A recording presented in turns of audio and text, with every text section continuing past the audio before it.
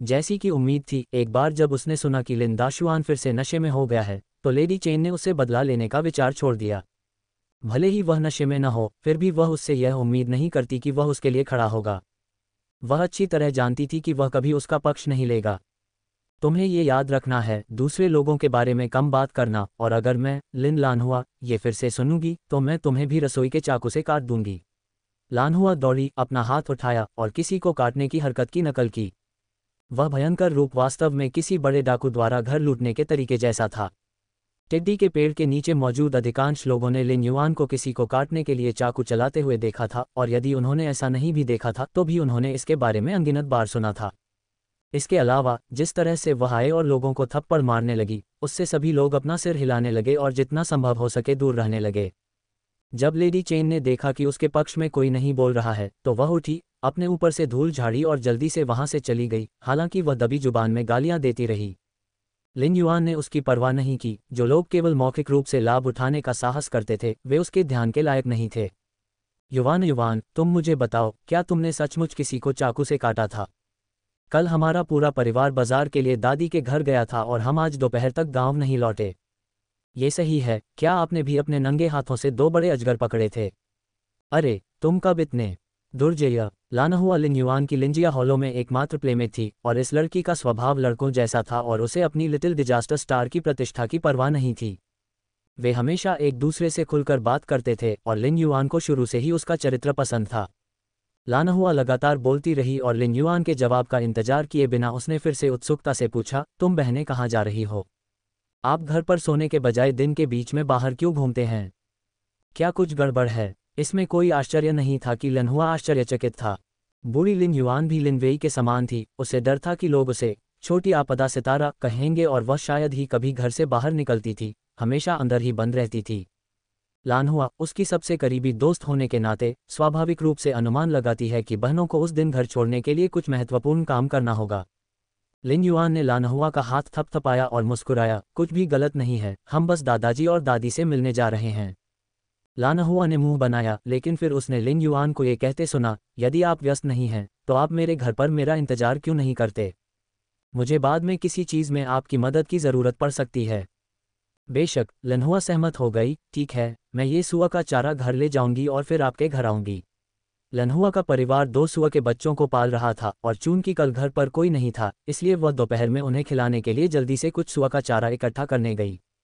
उसने यह उम्मीद नहीं की थी कि वह आगे बढ़ेगी और लेडी माँ की बकवास सुनेगी, जिसके कारण वह बहस शुरू करने से खुद को नहीं रोक सकी।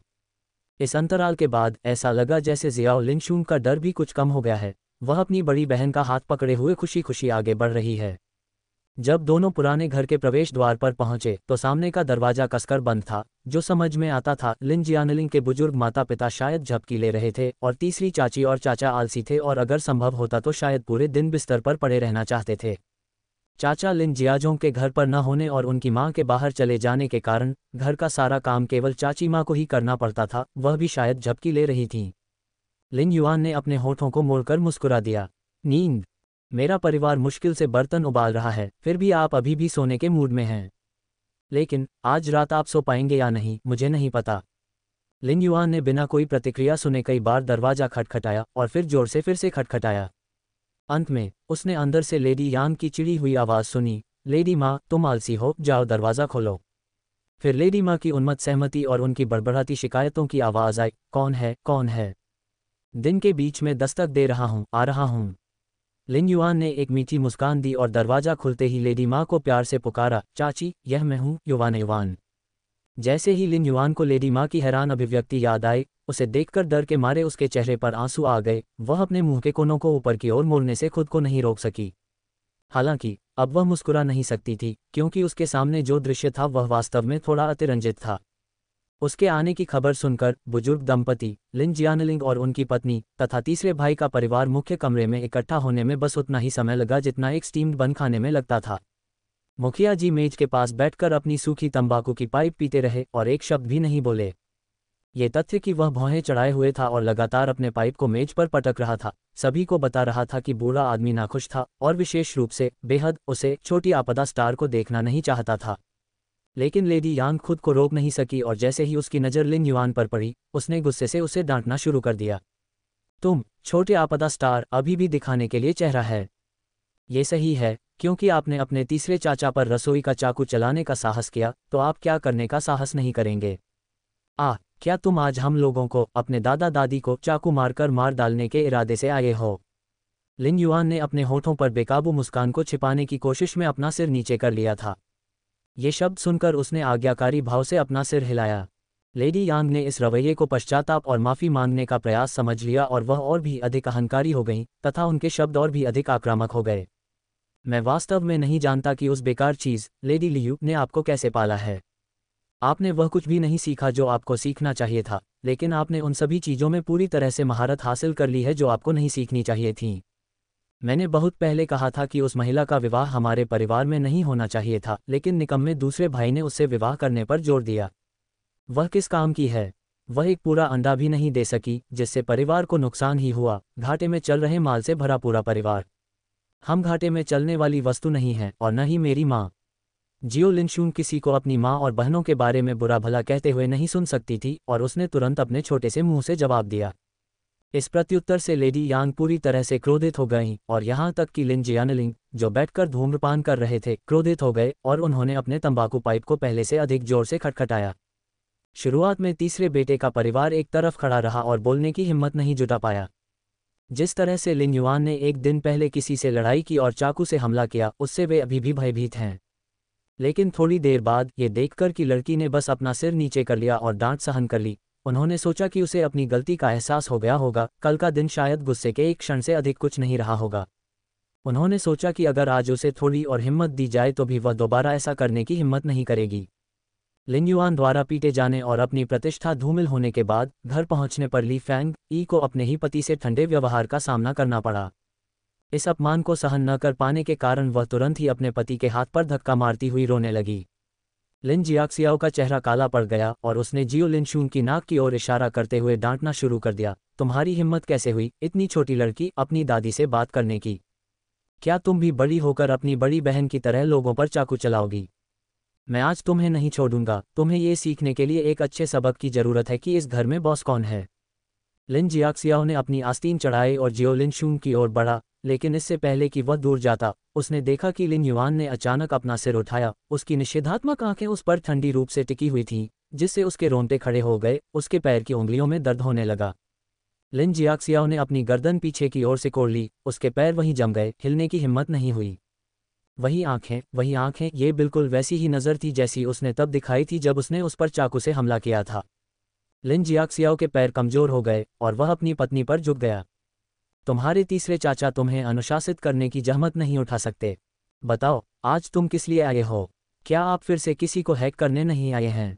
एक ठंडी हंसी के साथ लिन युआन ने अपना सिर घुमाया और अभी भी बैठे लिन जियानलिंग को संबोधित किया, जो धूम्रपान कर रहा था।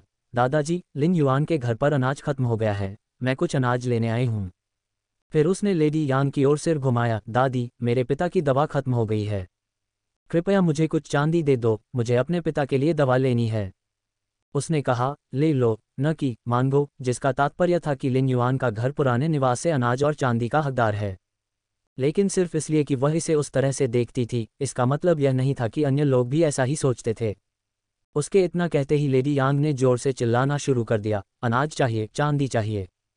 क्या आप सचमुच सोचते हैं कि आप जो चाहें कह सकते हैं, है न? न अनाज है, न चांदी है। बिल्कुल, जैसे कि इस बड़े परिवार को खिलाने की ज़रूरत नहीं है। फिर भी वह अपना मुंह खोलकर खाना और चांदी मांगती है। लेडी माँ ने अपने होंठ भींच लिए। वह कहना चाहती थी कि दैवीय औषधि भी लकवाग्रस्त व्यक्ति को ठीक नहीं कर सकती और कोई भी औषधि लेने का कोई फ़ायदा नहीं है, लेकिन ससुराल वालों की उपस्थिति के कारण वह जोर से बोलने की हिम्मत नहीं कर पा रही थी, इसलिए वह केवल अपने मन में ही बुदबुदा सकी। ली फैंग ई ने भी मजाकिया लहजे में कहा, ओह, कोई तो वाकई दुस्साहसी हो गया है, जो यहाँ भोजन और चांदी की मांग करने के लिए अकड़ कर आया है। क्या अब भी तुम्हें बुजुर्गों की परवाह है? उसकी। अगर वह बड़ों के प्रति सम्मान समझती, तो क्या वह मेरे पास चाकू लेकर आती? लिन जियाक्सियाओ अपनी पत्नी का हाथ अपने हाथ में लिए हुए लिन युआन से सुरक्षित दूरी बनाए हुए था। ऐसा लग रहा था कि लिन युआन द्वारा पहले किए गए चाकू के हमले से वह गंभीर रूप से आहत था, क्योंकि उसने थोड़े समय में ही कई बार इस बारे में बात की। समूह में बारी बारी से बहस होती रही, लेकिन लिन युआन चुप रहा। वह बस लिन परिवार के मुखिया लिन जियानलिंग को चुनौती भरी निगाहों से देखता रहा। यदि वह गलत नहीं होती तो बूढ़ा आदमी उसकी मांगों को मान लेता, पारिवारिक स्नेह के कारण नहीं बल्कि अपनी इज्जत बचाने के लिए। लाओसन ने अपनी भतीजी को बेचकर गांव में काफ़ी हलचल मचा दी थी, और यदि यह बात फैल गई कि उन्होंने अपने ही रिश्तेदारों की इतनी उपेक्षा की है कि वे भुखमरी या भीख मांगने पर मजबूर हो गए हैं, तो बूढ़ा आदमी अपनी प्रतिष्ठा को अलविदा कह सकता था। निश्चित रूप से लिन जियानलिंग ने अपने तंबाकू के पाइप को खटखटाया और लिन युआन बहनों की ओर देखे बिना ही तिरस्कारपूर्वक कहा, मालिक के घर जाओ, आधा बुशल पिसा हुआ मकई का आटा ले जाओ और उसे दे दो। लेकिन पिताजी, लेडी यांग ने आपत्ति जतानी शुरू की, लेकिन घूरकर चुप करा दिया गया। हालांकि लिन जियानलिंग ने तंबाकू के पत्तों को दबाते हुए कहा, कोई चांदी नहीं होगी।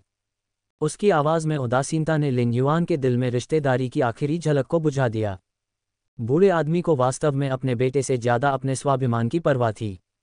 यदि वह सचमुच अपने बेटे से प्यार करता तो क्या वह उसकी दवा के लिए पैसे रोक लेता? लेडी माँ ने बगल से देखा, अपनी बाँह घुमाई और अपने पूरे शरीर को पीछे की ओर खींचती हुई बाहर निकली। मकई के आटे का वह आधा बुशल अभी अभी पिसा गया था और उसने चुपके से उसमें से कुछ अपने लिए निकालने की योजना बनाई। लिन युआन ने कोई ध्यान नहीं दिया, वह मकई के आटे के एक छोटे से आधे बुशल के लिए वहाँ नहीं थी। दादाजी, आप पैसे से कैसे बाहर हो सकते हैं? आपकी पोती को याद होगा, मेरे पिताजी हर महीने एक ताइल चांदी घर लाते थे, कभी कभी तो 2 टैल भी। और चाचा, वह श्रीमान हैं। मकान मालिक काओ के घर में अकाउंटेंट के रूप में काम करते हुए वह हर महीने 2 टैल चांदी कमाता था, जिसमें मुख्य घर से मिलने वाली इनामी चांदी की गिनती भी शामिल नहीं थी। यदि आप रिवॉर्ड सिल्वर जोड़ते हैं, तुम छोटी सी बदतमीज, तुम्हारे चाचा की सारी चांदी नेटवर्किंग पर खर्च हो जाती है। उसके पास कोई चांदी नहीं बची है, मैंने तो उसे घर में चांदी लाते भी नहीं देखा। लेडी माँ, जो अभी अभी दरवाजे पर पहुंची थी, जैसे ही उसने लिन युआन को अपने पति के मामलों के बारे में बात करते सुना, वह वापस भागी। उसका धूप से झुलसा चेहरा चिंता से चुकंदर की तरह लाल हो गया। लिन युआन अपनी रक्षात्मक प्रतिक्रिया से बता सकती थी कि चीजें निश्चित रूप से वैसी नहीं थीं जैसा लेडी माँ ने दावा किया था। लाओसन का घराना भी मूर्ख नहीं था, उन्होंने एक दूसरे की आंखों में संकेत देख लिया, लेकिन कुछ नहीं कहा। आखिरकार उन्होंने भी कोई चांदी का योगदान नहीं दिया था। हालांकि यदि बूढ़ा आदमी बॉस के घर को चांदी दे रहा था तो वे सिर्फ हाथ पर हाथ धरे नहीं बैठे रहेंगे, वे अपना हिस्सा भी मांगेंगे। बॉस की पत्नी, तुम इतनी नाराज क्यों हो गई हो? जाओ, किनारे खड़े हो जाओ। लेडी यांग को यह दावा बर्दाश्त नहीं था कि उनका पैसा पूरी तरह से बॉस के परिवार द्वारा कमाया गया है, मानो वे पैसेहीन हों। सुनो नन्हे आपदा स्टार, तुम्हारे पिताजी जो पैसा लाए थे वह बहुत पहले ही उनके इलाज पर खर्च हो चुका है। क्या आपको लगता है कि उसका पैर ईश्वरीय भाग्य से बच गया? यदि आपकी दादी यहाँ शहर के हर डॉक्टर से भीख मांगने के लिए नहीं दौड़ रही होती, तो क्या आपको लगता है कि वे डॉक्टर किसी देहाती व्यक्ति का इलाज करने की जहमत उठाते? अब तुम मुझसे चांदी मांगने आए हो? कोई नहीं है, चाहे आप कुछ भी कहें। दादाजी, मुझे लगता है कि आपने मुझे गलत समझा है। मैं आज सिर्फ भोजन के लिए नहीं आया हूँ, ये भविष्य के बारे में भी है। मकई के आटे का वह आधा बुशल केवल 3 या 4 दिन तक ही चलेगा। इसलिए हम हर 10 दिन में भोजन लेने आएंगे, या हम इसे हर पखवाड़े भी कर सकते हैं, या फिर आप हमें इसके बदले चांदी दे सकते हैं। दादाजी, आप क्या सोचते हैं? तुम्हारा क्या मतलब है? ली फैंग ई, जो सबसे जल्दी समझ गया, उसे लगा कि कुछ तो गड़बड़ है। मेरा मतलब यह है कि जैसा कि दादी ने कहा था, मेरे पिताजी का पैर तो बच गया, लेकिन वे न तो हिल सकते हैं और न ही काम कर सकते हैं। हमारे परिवार में कोई भी ऐसा नहीं है जो मजदूरी कर सके, और इसलिए भोजन का कोई स्रोत नहीं है। इसलिए हमें हर 10 दिन में भोजन इकट्ठा करना होगा, या हर आधे महीने में भी ऐसा करना होगा, या फिर आप हमें चांदी दे सकते हैं। दादाजी, आप क्या सोचते हैं? बिल्कुल नहीं, बिल्कुल नहीं, बिल्कुल नहीं। परिणाम ठीक वैसा ही निकला जैसा लिन युआन ने उम्मीद की थी। न केवल बॉस और तीसरा, बल्कि लिन सियू भी, जो हमेशा घर में ही रहती थी और बाहर नहीं जाती थी, अपने सुंदर छोटे चेहरे को तत्परता से लाल करते हुए बाहर आ गई। बिल्कुल नहीं। ओह मेरे प्यारे पूर्वज, आप बाहर क्यों भाग गए? छोटी डिजास्टर स्टार से दूर रहो, उसकी बुरी किस्मत से कलंकित मत हो जाओ। जैसे ही लेडी माँ ने देखा कि उसकी बेटी वास्तव में बाहर भाग गई है, उसने जल्दी से उसे अपने कमरे की ओर खींच लिया। उसकी बेटी की शादी भविष्य में एक अमीर परिवार में होने वाली थी, वह लिन युआन जैसे नीच और लाभहीन व्यक्ति के साथ कैसे देखी जा सकती थी? सीयू, जल्दी से अपने कमरे में वापस जाओ, तुम इतनी लापरवाही से बाहर कैसे भाग सकती हो? लेडी यांग ने अपनी पोती को बाहर आते देखा और जल्दी से उसे वापस अंदर ले गईं। ये लड़की उनकी सबसे प्रिय पोती थी, सुंदर और चतुर, तथा उसकी मुख्य विशेषता थी उसका मीठा मुंह, मानो शहद से सना हुआ हो। वह अपनी पोती का किसी धनी परिवार में विवाह होने तथा विलासितापूर्ण जीवन जीने का इंतजार कर रही थी। माँ, इस लिन सियू के पास वास्तव में कई चालें थीं। अपनी दादी के गुस्से भरे इशारे को देखकर वह जल्दी से पास आए और लेडी यांग की बांह पकड़ ली और शर्मीली आवाज में बोली, दादी, इसे उसे मत दीजिए, ये चांदी आपके और दादाजी के आनंद के लिए बचाकर रखी जानी चाहिए। लेडी यांग मुस्कुराई और अपने नाजुक छोटे हाथ को थपथपाते हुए खुशी से सिर हिलाया। आप अपने दादा दादी की सबसे अधिक परवाह करते हैं, उस छोटे आपदा स्टार की तरह नहीं, जो हमेशा एक लेनदार की तरह होता है, हमेशा भोजन या पैसा चाहता है। लेडी यांग के आश्वासन के बाद लिन सियू का दिल भी शांत हो गया। उसने अपनी माँ से बहुत समय पहले इस बात पर चर्चा की थी कि दादी के पैसे दहेज के लिए बचा कर रखे जाने चाहिए, इसे यूं ही कैसे दे दिया जा सकता है। लिन युआन की ओर तिरस्कार भरी मुस्कान के साथ लिन सियू अपना सिर उठाए और कमर हिलाते हुए चली गई। जियो लिनशुंग ने अपनी चचेरी बहन की पीछे हत्ती हुई आकृति की ओर जीभ निकाली और मुंह बनाया।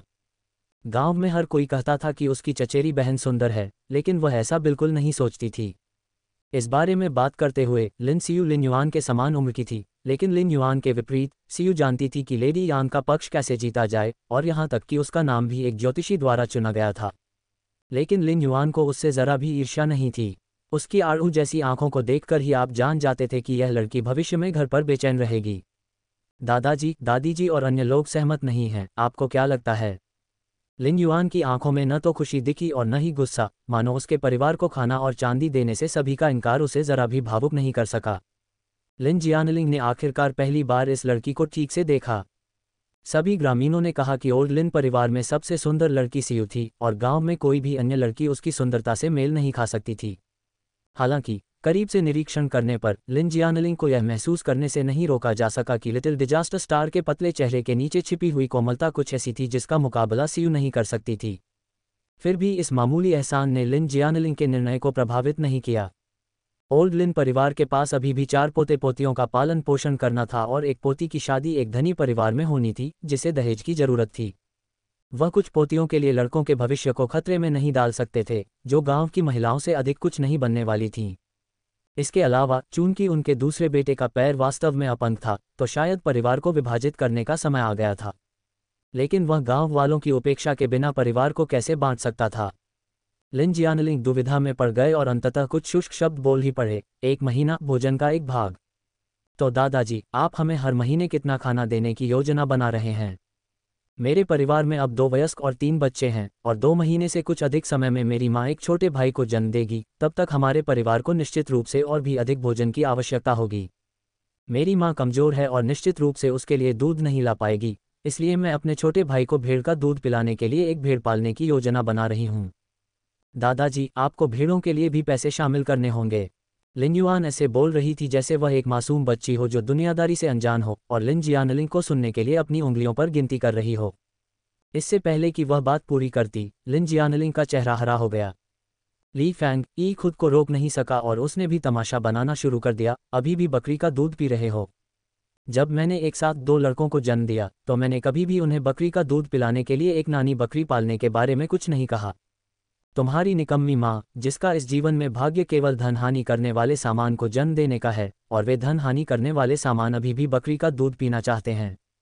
हास्यास्पद। पिताजी, दूसरे भाई के परिवार की 3 लड़कियां हमारे ओल्ड लिन परिवार से कर्ज वसूलने के लिए यहाँ आई हैं, और यह छोटी आपदा स्टार भी, जल्दी करो और उसे बाहर निकालो।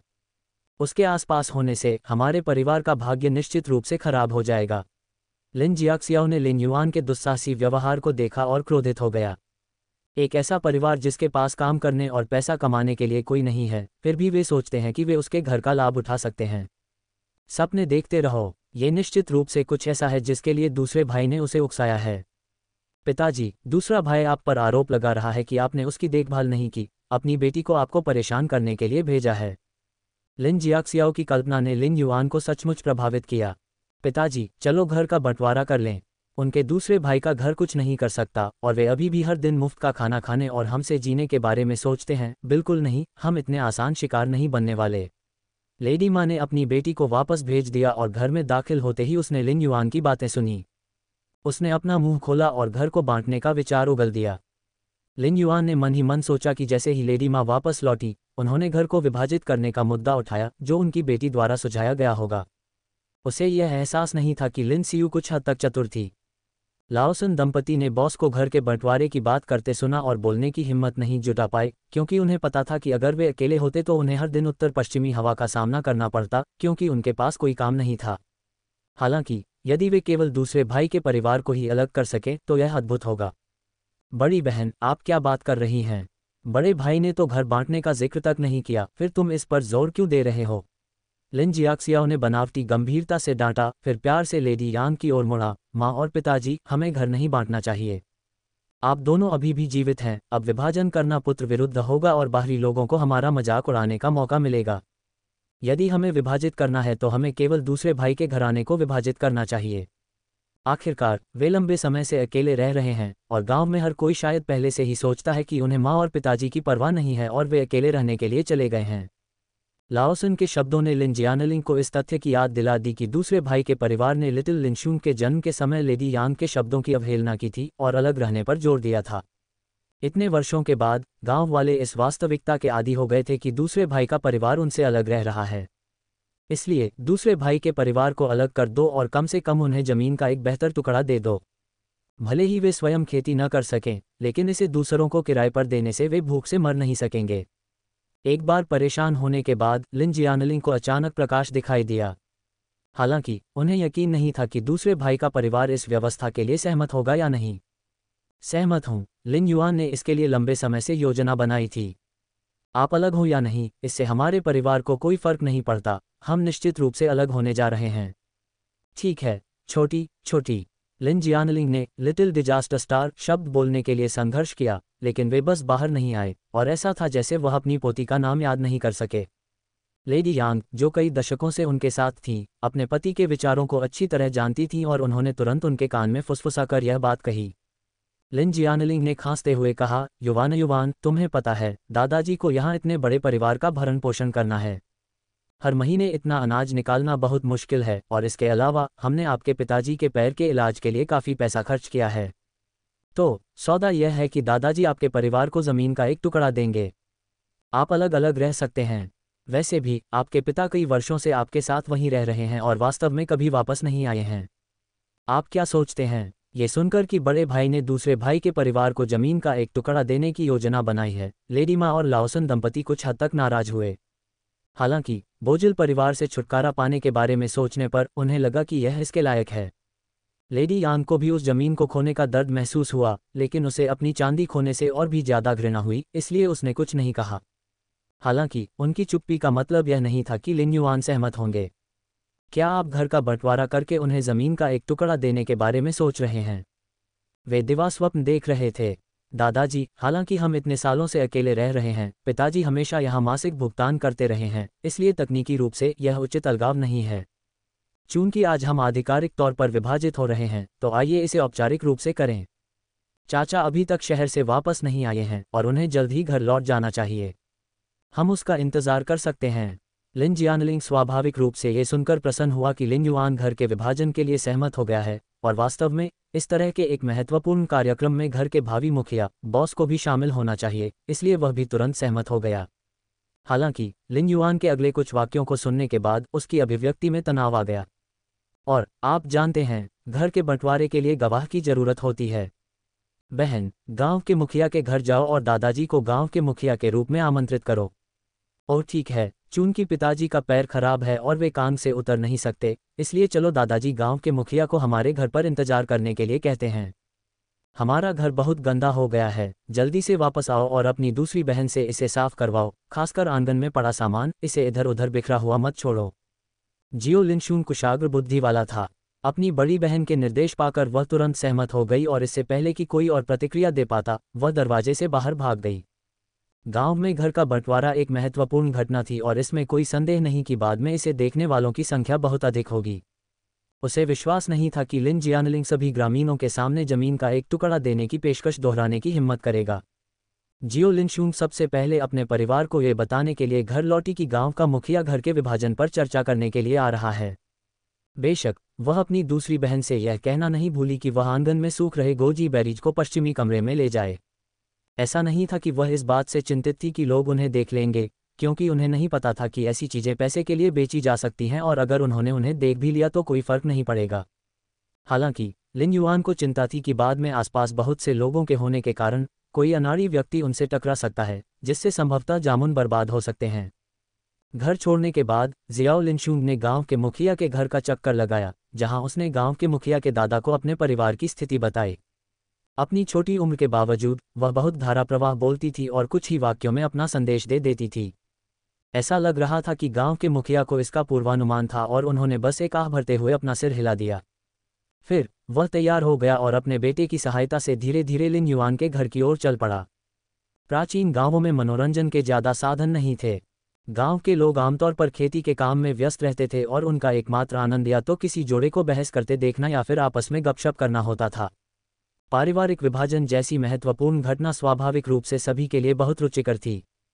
किसी को नहीं पता था कि पहले किसने चिल्लाया, लेकिन गांव के मुखिया के पहुंचने से पहले ही शोरगुल के कारण लिन युआन के घर के बाहर बड़ी भीड़ जमा हो गई थी। लिन वेई और लैन हुआ के घर की साफ सफाई के कारण लिन युआन चिंतित नहीं था। जल्द ही लिन जियानलिंग बाकी लिन परिवार के सदस्यों के साथ वहां पहुंचे, प्रत्येक अपने अपने विचार मन में संजोए हुए थे। दूर से ही जिज्ञासु वृद्ध पुरुषों और महिलाओं ने लिन जियानलिंग और उनकी पत्नी का अभिवादन किया। बूढ़े लिन, मैंने सुना है कि आपका परिवार टूटने वाला है। ओह, आप अपने दूसरे बेटे जैसे अच्छे बेटे से अलग कैसे हो सकते हैं? मैं कैसे बर्दाश्त नहीं कर सकता। अब दूसरे लड़के के पैर के साथ एक बूढ़ी औरत जो एक छोटे लड़के को ले जा रही थी ने एक नज़र डाली और अपनी बात पूरी नहीं कर पाई। स्पष्टतः वह लिन जियानलिंग द्वारा अपने बेटे के कल्याण की उपेक्षा करने और उसे त्याग देने से असहमत थी। ये सुनकर लिन जियाक्सियाओ जल्दी से चिल्लाया, क्या अलग हो रहा है? यह मेरा दूसरा भाई था जो परिवार को विभाजित करना चाहता था। वे कई साल पहले ही यहाँ से चले गए थे। आप लोग जो विवरण नहीं जानते, बेहतर होगा कि बकवास न करें। लिन युआन को बूढ़ी औरत की कुछ याद थी।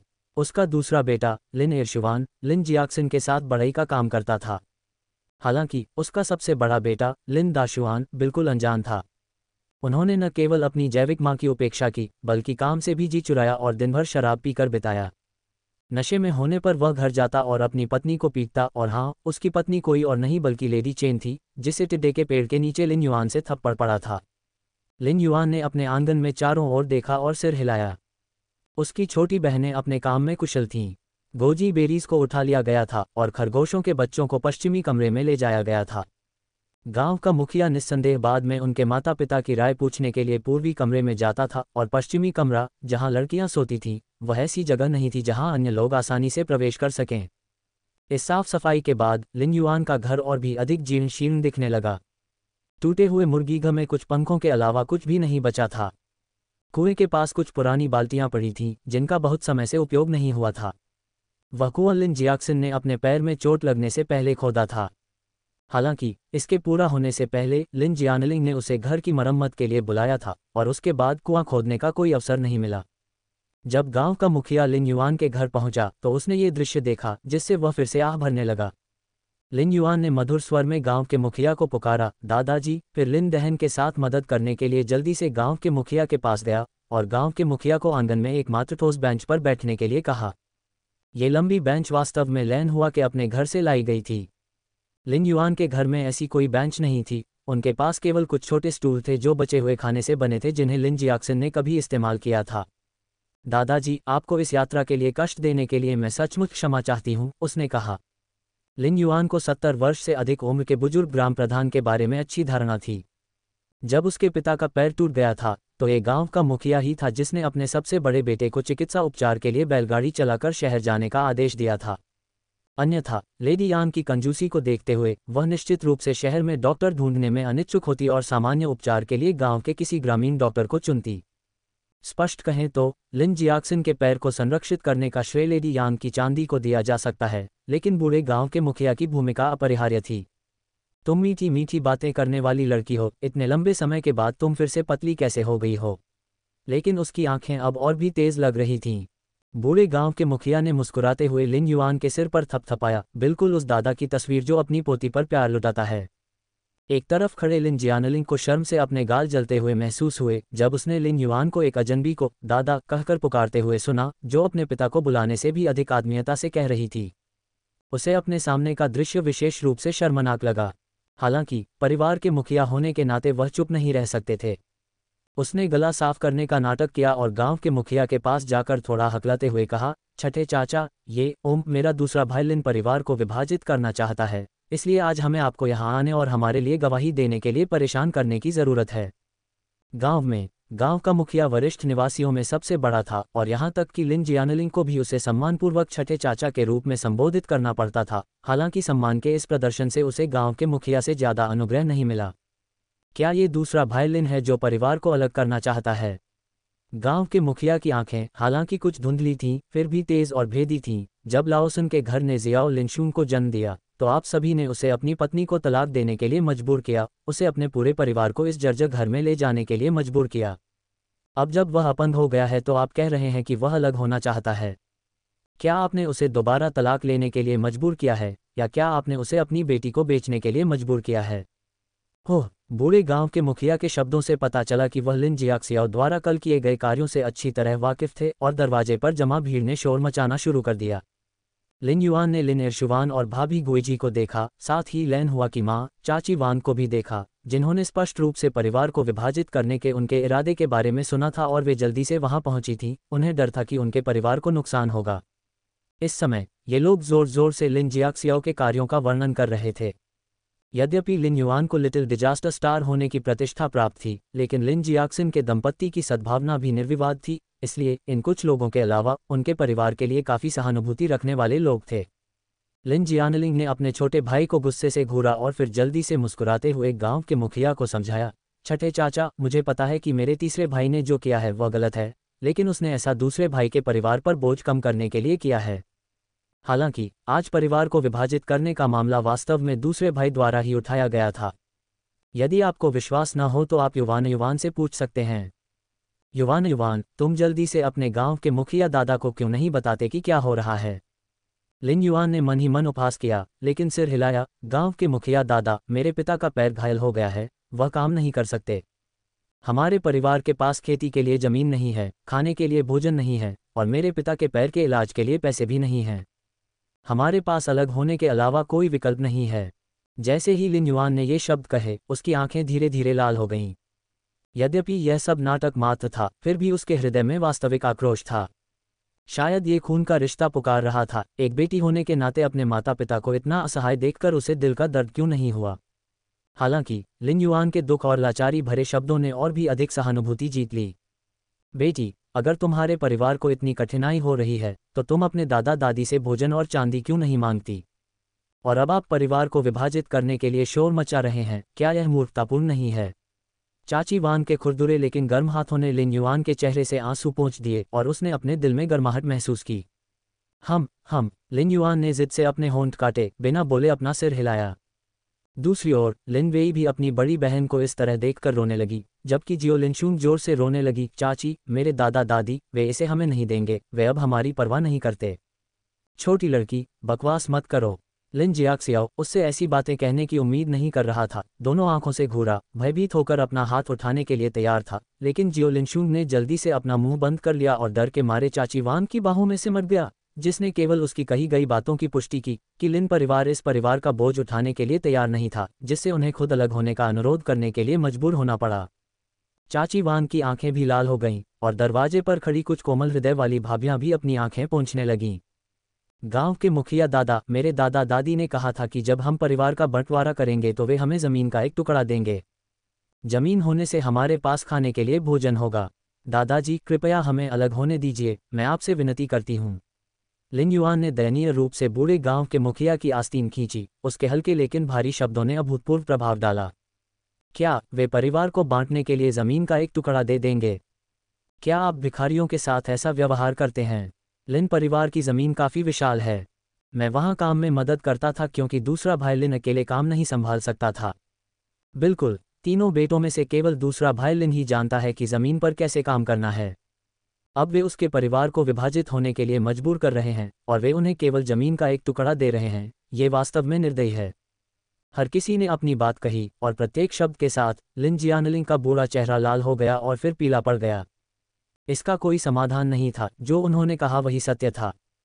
सबसे बड़े पुत्र श्री लेखाकार बस कोई शारीरिक काम नहीं करता था और तीसरे बेटे का व्यवहार एक दृढ़ कार्यकर्ता का संकेत नहीं देता था, केवल दूसरा बेटा ही कर सकता था। इस विचार पर लिन जियानलिंग को वास्तव में दूसरे बेटे के लिए कुछ दिल का दर्द महसूस हुआ, लेकिन फिर उसने दूसरे बेटे के परिवार में खिलाने के लिए कई मुंह और अपने स्वयं के अनुकरणीय पोते के बारे में सोचा। लिन जियानलिंग का दिल कठोर होना पड़ा। भले ही गांव वाले उस पर हंसते हों, लेकिन विभाजन तो होना ही था। जब उनके पोते सफल हो गए और उच्च पद पर आसीन हो गए, तो क्या वे उनकी कृपा पाने के लिए झुंड में नहीं आएंगे? छठे अंकल, इस लड़की ने गलतफहमी पाल ली होगी। यद्यपि यह जमीन का एक टुकड़ा है, लेकिन ये गांव के दक्षिणी छोर पर है। जब दूसरे बेटे का घर इतनी मुश्किल में है, तो मैं अपने ही खून के रिश्तेदारों के साथ अन्याय कैसे कर सकता हूँ?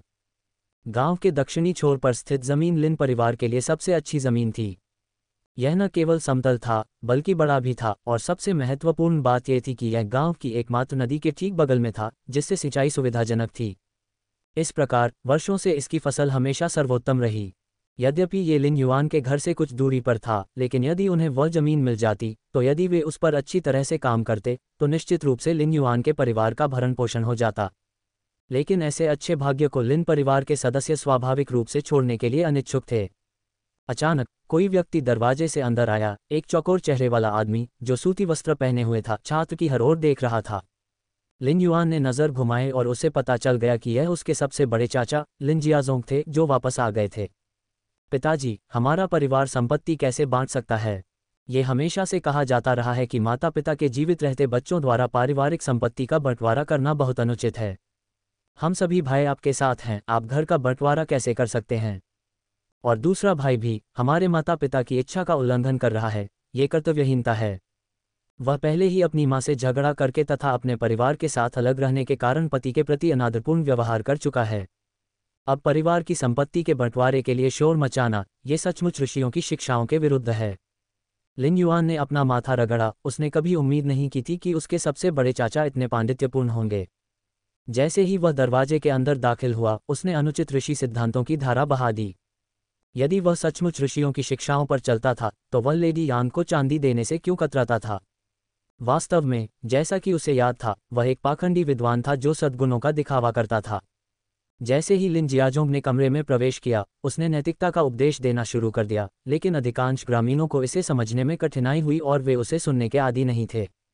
इससे भी अधिक, उन्होंने केवल कुछ सीख के आधार पर उसके ज्ञान के प्रदर्शन का तिरस्कार किया और उसे उपहास के साथ नजरअंदाज कर दिया। लेडी माँ ने जल्दी से अपने पति को खींचा और उसके कान में कुछ शब्द फुसफुसाए।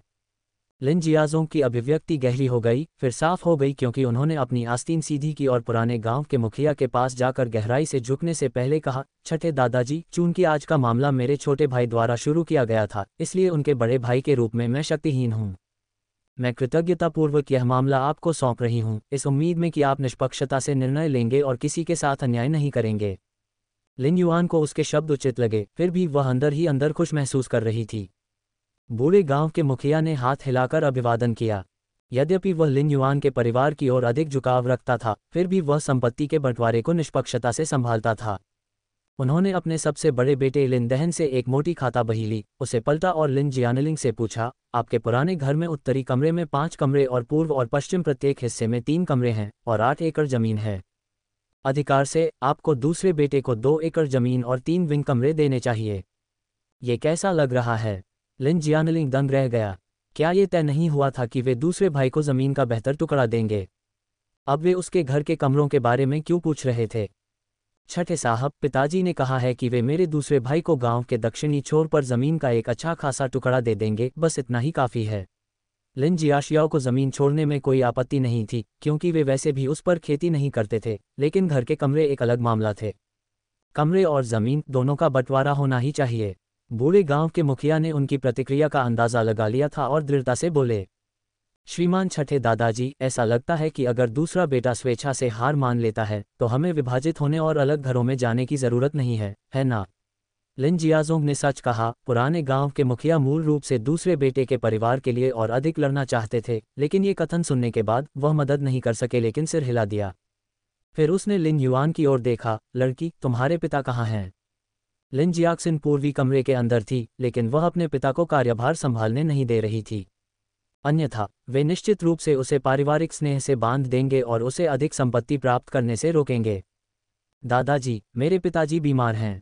उन्होंने कहा कि परिवार को विभाजित करने का मामला मुझे ही संभालने देना चाहिए। जैसे ही ये शब्द लिन युआन के मुंह से निकले, लिन परिवार की ओर से कई लोगों ने अपना विरोध जताया। एक युवा लड़की अपने परिवार के बुजुर्गों के लिए इतने महत्वपूर्ण निर्णय कैसे ले सकती है? दादाजी, मेरी अभी शादी नहीं हुई है। क्या मैं अपने परिवार के मामलों के लिए निर्णय नहीं ले सकती? लिन युआन ने उन लोगों की ओर नहीं देखा। वह अच्छी तरह जानती थी कि वे क्या योजना बना रहे थे, और निश्चित रूप से बूढ़े गांव के मुखिया को भी यह बात समझ में आ गई थी। बूढ़े गांव के मुखिया ने लिन युआन की चमकदार आंखों में देखा और सिर हिलाया। आप बॉस हैं। चूंकि आपके पिता सहमत हैं, इसलिए स्वाभाविक रूप से आप निर्णय ले सकते हैं। बूढ़े गांव के मुखिया के ऐसा कहने पर लिन परिवार अब उसका विरोध नहीं कर सका। लिन युआन मुस्कुराया। गांव के मुखिया दादाजी, हमें घर नहीं चाहिए। ऐसा लग रहा था जैसे उसने कुछ लोगों को राहत की सांस लेते सुना हो। हालांकि हम इन 3 कमरों को अनाज में बदलना चाहते हैं। यदि अनाज नहीं है तो उन्हें चांदी में बदलना भी ठीक है। लिन युआन ने तुरंत हौंफते हुए आवाजें सुनी। अनाज, चांदी, ये लड़की सचमुच बात कर सकती है। बूढ़े गांव के मुखिया ने सिर हिलाया। बिल्कुल सही, ये संभव है। फिर उसने लिन जियानलिंग की ओर देखा। अपनी स्थिति बताओ। कोई स्थिति बताइए। लेडी यांग और बॉस तथा तीसरे बेटे का जोड़ा चांदी को बांटने के लिए अनिच्छुक थे, लेकिन यदि उन्हें इसे अनाज में बदलना पड़ा तो उनके घर में इतना अनाज नहीं था। पिछले 6 महीनों से चूंकि दूसरा बेटा काम नहीं कर सका और मालिक तथा तीसरा बेटा दोनों ने खेतों में काम नहीं किया, इसलिए खेतों में उनके प्रयासों के बावजूद कोई फसल नहीं हुई। वे व्यवहारिक रूप से दूसरे बेटे द्वारा पहले दिए गए योगदान से ही जीवनयापन कर रहे थे। लेकिन उस चांदी में से बहुत कुछ बचा नहीं था, और निश्चित रूप से उन्हें देने के लिए कोई अतिरिक्त अनाज भी नहीं था। लिन जियानलिंग ने स्वाभाविक रूप से इन अपमानजनक सच्चाइयों को आवाज़ देने की हिम्मत नहीं की, लेकिन लेडी यांग क्रोधित और शर्मिंदा थी। उन्होंने लिन युआन, मान करने वाले भूत को घृणा से घूरते हुए कहा, कोई अनाज नहीं है और कोई चांदी भी नहीं है। लिन युआन बहुत खुश दिखाई दिया। दादी, तो क्या हम घर को विभाजित नहीं करेंगे? हम साथ साथ रह सकते हैं और हर महीने आप हमें थोड़ा अनाज दे सकते हैं। ये सुझाव मृत्यु घंटा के समान था, जिससे लिन जियानलिंग और उसके समूह का जीवन कठिन हो गया। चाहे उन्होंने घर का बंटवारा किया हो या नहीं, बोझ भारी था। अगर वे बांटेंगे तो क्या देंगे? लिन जियानलिंग ने अपने दांत भींचे और दबी हुई आवाज में कहा, 3 एकड़ जमीन, 2 टैल चांदी। देखने वालों की आंखें दया से भर गईं। केवल 1 एकड़ जमीन और 2 टैल चांदी के बदले 3 कमरे। कितना उदार! लिन युआन ने अपना सिर हिलाया और एक शब्द भी नहीं कहा। बूढ़े गांव के मुखिया भी चुप रहे।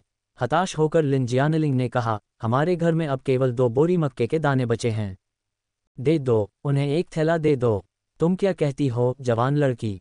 बूढ़े गांव के मुखिया ने लिन जियानलिंग की शर्मिंदगी को नोटिस किया और इस तरह लिन युआन से पूछा। वास्तव में ये चीजें ज्यादा नहीं थीं, लेकिन उस समय लिन परिवार के लिए यह एक महत्वपूर्ण क्षति थी, जो लेडी यांग के गुस्से भरे चेहरे से स्पष्ट थी। उन्होंने संभवतः पिता द्वारा बहुत पहले अर्जित की गई चांदी को बर्बाद कर दिया था। हमें उन औजारों की भी ज़रूरत होगी जो मेरे पिता उस समय अपने काम के लिए इस्तेमाल करते थे, उन्हें भी हमें वापस कर दिया जाना चाहिए। लिन युआन ने अंततः नरमी दिखाई। लिन युआन को हार मानते देख लिन जियानलिंग ने आखिरकार राहत की सांस ली। गांव के मुखिया दादाजी, चूंकि आज सभी लोग यहाँ हैं, युवान आपसे परिवार के विभाजन के लिए एक दस्तावेज लिखने के लिए कहना चाहता है। लिन युआन ने कहा, मेरे पिता ने कहा था कि छुट्टियों और त्योहारों के दौरान हम अपने दादा दादी के सम्मान में कुछ अनाज भेजेंगे। इस कथन ने देखने वालों के दिल को छू लिया। इस बच्ची को देखो, अपनी दुर्दशा में भी वह अभी भी पुत्रवत सम्मान दिखाने के बारे में सोच रही थी। और फिर अपने पिता की ओर देखकर अफसोस। बूढ़े गांव के मुखिया ने अपने बेटे को स्याही, ब्रश, कागज और स्याही लाने को कहा। शिक्षित लिन जियाजोंग की उपस्थिति में स्वाभाविक रूप से परिवार विभाजन का दस्तावेज उसके द्वारा ही लिखा जाना चाहिए। लिन जियाजोंग ने अपना समय लिया, धीरे धीरे लिखते हुए, आगे बढ़ते हुए संशोधन करते गए। अंततः उसे अपना काम पूरा करने में कुछ समय लगा। विभाजन दस्तावेज की 3 प्रतियां बनाई गईं, एक लिन जियानलिंग के लिए, एक लिन जियाक्सिन के लिए और एक पुराने गांव के मुखिया ने भी रख ली। लिन युआन ने दस्तावेज लिया और घर के अंदर लिन जियाक्सिन को प्रस्तुत किया। लिन जियाक्सिन का चेहरा दुख से भरा हुआ था, लेकिन फिर भी उसने अपने हस्ताक्षर किए और अपनी उंगलियों के निशान बनाए। एक बार मामला सुलझ जाने के बाद लिन इरशुआन और उनकी पत्नी उत्सुकता से मकई के दानों का बैग और लिन जियाक्सिन के काम के औजार वापस लाने के लिए पुराने घर गए। एक बढ़ई होने के नाते वह इन वस्तुओं को लिन युआन से बेहतर जानता था और उसकी भागीदारी ने उसे और भी अधिक आश्वस्त किया। गांव के बूढ़े मुखिया की उम्र बढ़ती जा रही थी, इसलिए उन्होंने जमीन नापने का काम अपने सबसे बड़े बेटे को सौंप दिया। ऐसा हुआ कि लैन हुआ के पिता और उसका सबसे बड़ा भाई काम से वापस आ गए और लिन युआन ने उन्हें काम सौंप दिया। उसे इन लोगों के चरित्र पर भरोसा था। ग्रामीणों को खुशी खुशी भूमि नापने के लिए जाते देख लिन युआन ने अपने मुंह के कोने ऊपर उठा लिए। वह इस दिन को कभी नहीं भूलेंगी और यह सुनिश्चित करेंगी कि लिन परिवार भी इसे कभी न भूले। अनाज के कारण उनके पास कुछ दिनों तक खाने के लिए पर्याप्त अनाज था। जमीन मिलने से अब वह कड़ी मेहनत करके पैसा कमा सकती थी और परिवार का भरण पोषण कर सकती थी। लेडी यांग से प्राप्त किए गए औजारों को ले जाते हुए लिन जियाक्सिन का चेहरा भावनाओं से भरा था। लिन युआन जानती थी कि उसके पिता दुखी होंगे, इसलिए उसने परिवार को विभाजित करने का मामला फिर से नहीं उठाया। इसके बजाय उसने मूनकेक बनाने की अपनी योजना के बारे में विस्तार से बताया।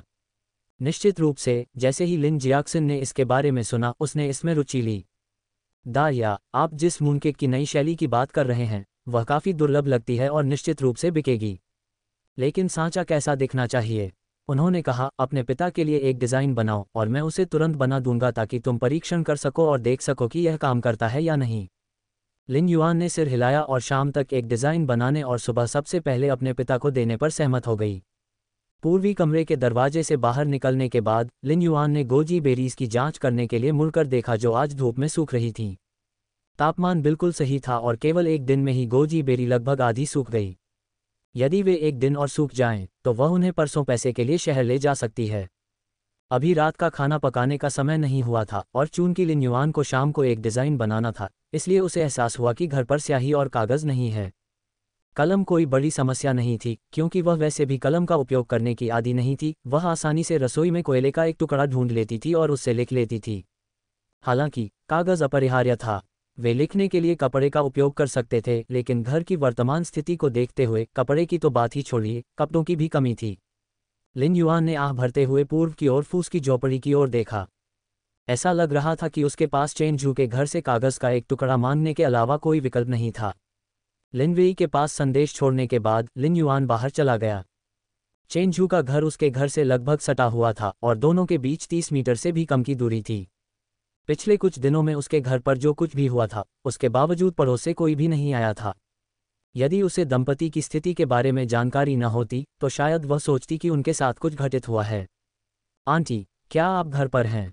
ये युवान है। लिन युआन लगभग रोज़ाना आती थी, लेकिन दूसरी तरफ से आने के बाद यह उसका पहला मौका था। ये घर वास्तव में बिल्कुल भी बुरा नहीं था, यह उसके घर से कहीं बेहतर था। यद्यपि बाहर से यह एक फूस की झोपड़ी जैसा दिखता था, लेकिन अंदर से यह अच्छी तरह से सुसज्जित था, विशेष रूप से पश्चिमी कमरा जिसमें मेज और कुर्सियां थीं और मेज पर रखी किताबें जो स्पष्ट रूप से चेन झू की थीं। चाची चेन मुस्कुराते हुए पूर्वी कमरे से बाहर आईं। उनका स्वास्थ्य अच्छा नहीं था। ऐसा कहा जाता है कि भागने के दौरान अपने बेटे के लिए भोजन बचाने के लिए उन्होंने खुद को भूखा रखा था और वे कभी पूरी तरह से ठीक नहीं हो पाईं। युवान, तुम यहाँ हो। आंटी चेन के बोलना समाप्त करते ही लिन युआन ने घर के अंदर से एक दबी हुई पुरुष की आवाज़ सुनी। वह जानती थी कि यह चेन झू के पिता की आवाज़ थी। चूंकि उसकी आंखें नहीं थीं और वह गांव वालों से बहुत कम बातचीत करता था, इसलिए कोई भी उसका असली नाम नहीं जानता था, इसलिए लोग उसे बस बूढ़ा चेन कहकर बुलाते थे। बूढ़े आदमी चेन ने उसे कभी पसंद नहीं किया। उसे हमेशा लगता था कि वह उसके बेटे चेन झू के लिए पर्याप्त अच्छी नहीं है। पुरानी लिन युआन को इस बात से बहुत दुख हुआ होगा और वह खुद को हीन महसूस कर रही होगी, लेकिन वर्तमान लिन युआन को ऐसा नहीं लगेगा, खासकर तब जब वह लिटिल वाइट फेस को वैसे भी पसंद नहीं करती थी। जैसे कि उसने कुछ भी नहीं सुना हो, लिन युआन मुस्कुराए और बोली, चाची, मैं आपसे एक कागज़ उधार लेने आई थी। मुझे अपने पिता के शिल्पकला के लिए एक डिज़ाइन बनाने की ज़रूरत है। चाची चेन स्पष्ट रूप से जानती थीं कि लिन युआन ने अपने पति की असंतुष्ट आवाज़ सुनी थी, लेकिन उन्हें आश्चर्य हुआ कि लड़की ज़रा भी परेशान नहीं दिख रही थी। ये सिर्फ कागज़ का एक टुकड़ा है, उधार लेने का जिक्र मत करो, अजनबी मत बनो। चलो, मैं इसे तुम्हारे लिए लाती हूँ, उसने लिन युआन को पश्चिम कमरे में ले जाते हुए कहा। हालांकि लिन युआन मुख्य कमरे में स्थिर खड़ी रही और मुस्कुराते हुए बोली, आंटी, ऐसा मत कहिए। हम न तो रिश्तेदार हैं और न ही रिश्तेदार, मैं आपकी चीज़ें कैसे ले सकती हूँ। आंटी चेन हाथ में कागज़ लिए रुक गईं। लड़की की टिप्पणी से ऐसा प्रतीत होता है कि वह स्पष्ट रूप से अपने बेटे चेन झू से संबंध तोड़ना चाहती थी। यद्यपि बूढ़े चेन के मन में लिन युआन के लिए कोई नर्म जगह नहीं थी, चाची चेन को इस युवती से बहुत लगाव हो गया था जो दिन प्रतिदिन उनसे मिलने आती थी। इस प्रकार उसने अचानक लिन युआन को कागज़ के कई टुकड़े सौंप दिए। भले ही वे मोटे थे, वे अभी भी सामान्य घरों में काफ़ी दुर्लभ थे।